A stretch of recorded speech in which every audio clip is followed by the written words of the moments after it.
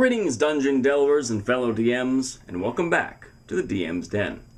Now that we understand what all of our attributes are, we've done the in-depth analysis, we understand what skills they are connected to, now we have to do a thing called generating them.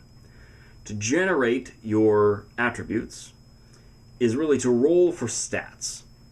The way that you do that is you're going to take 4 d6s, so your regular 6-sided dice, take 4 of them, and roll them 6 times.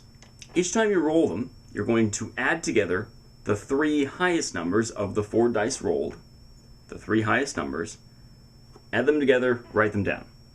I should really stress that one more time. You are adding together the 3 highest numbers from the 4 dice rolled. Okay? So the highest number you can get is an 18. The lowest number you can get is a 3. So your range is from 3 to 18. Not 4 to 24. 3 to 18. Okay, we're good? We're good. Okay. Great. Let's do that.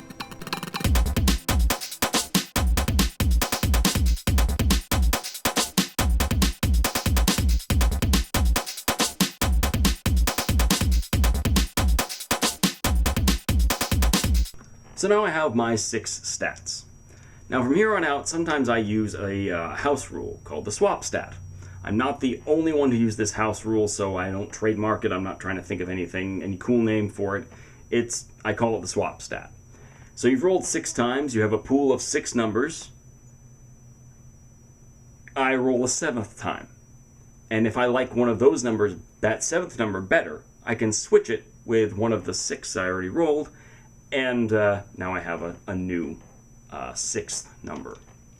Now that I have my 6 numbers, I will assign each number to one of my attributes. So I assign 1 to strength, 1 to dexterity, 1 to constitution, 1 to intelligence, 1 to wisdom, 1 to charisma. Cool.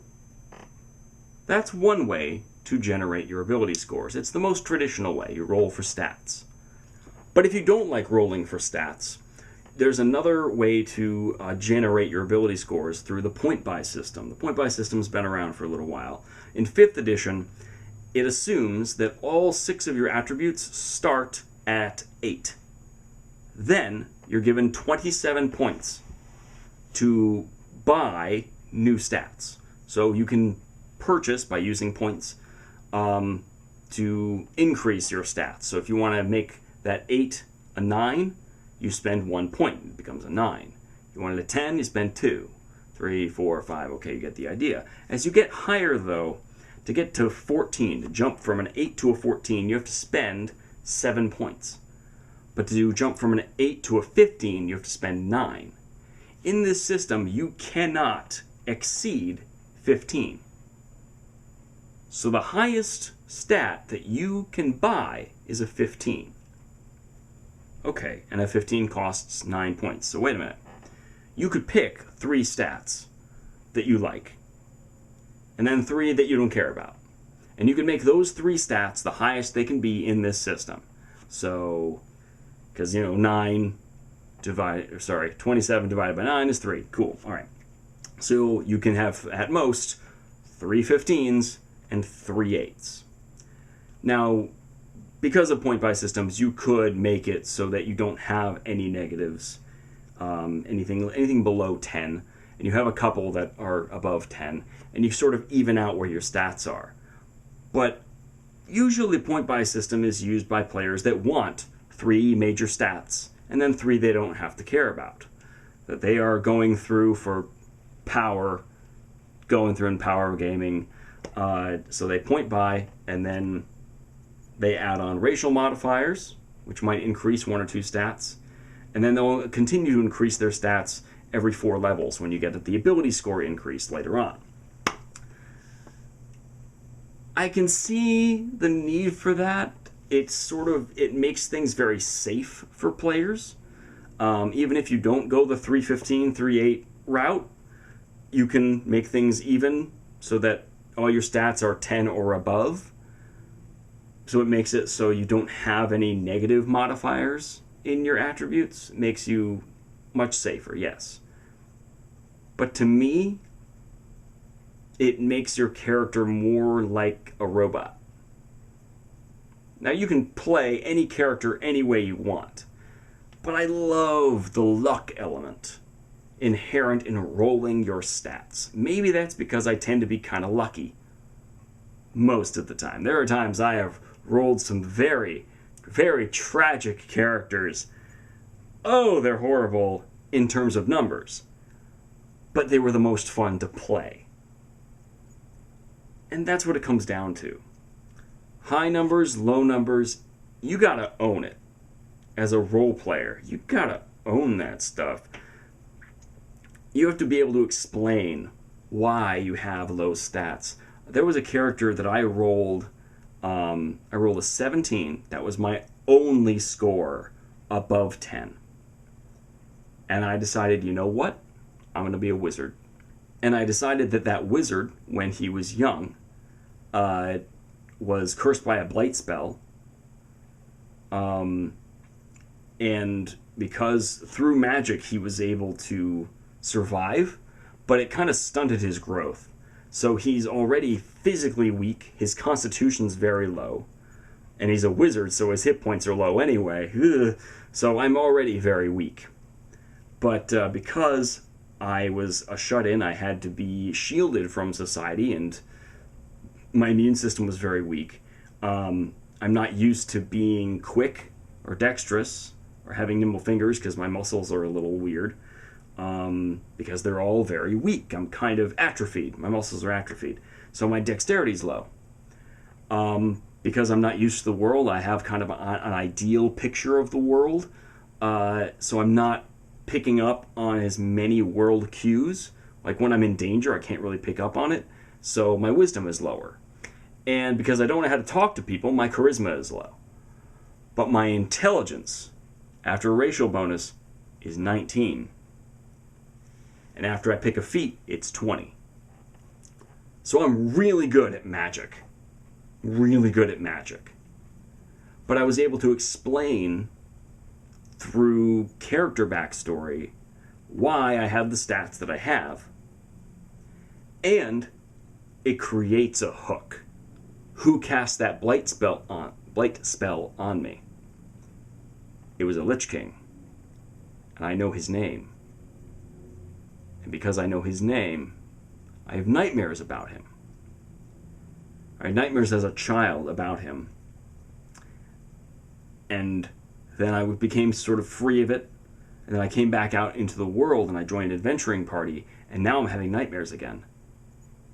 Because we're getting closer to him. And instead of me being afraid,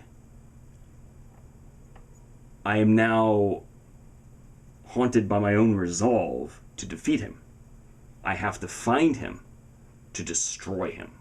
Make him pay for what he did to me and my family.